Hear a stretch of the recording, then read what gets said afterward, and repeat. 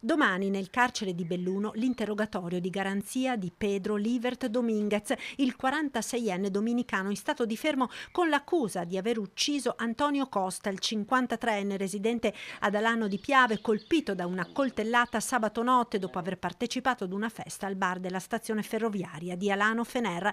Stamattina il sudamericano ha incontrato il suo legale. L'ho trovato provato ma deciso a ribadire la sua versione dell'accaduto, dice l'avvocato Giorgio Gasperin. Dominguez, come già dichiarato ieri rispondendo alle domande del PM, ha ribadito anche oggi al legale di avere reagito ad un'aggressione da parte di Costa.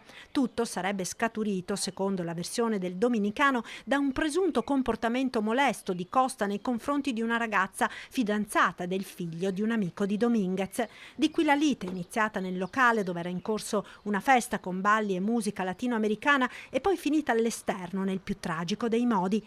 Costa avrebbe estratto un coltello, Dominguez l'avrebbe disarmato e nel corso della colluttazione sarebbe partito il fendente che ha colpito il 53enne al petto, uccidendolo in breve tempo. Venerdì verrà eseguita l'autopsia sul corpo della vittima, esame dal quale si attendono riscontri che possano chiarire la dinamica dell'accaduto.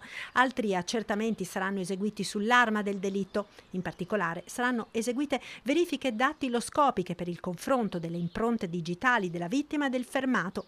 In queste ore gli inquirenti stanno valutando la posizione anche di un'altra persona coinvolta nella lite, che si è conclusa con l'uccisione di Costa.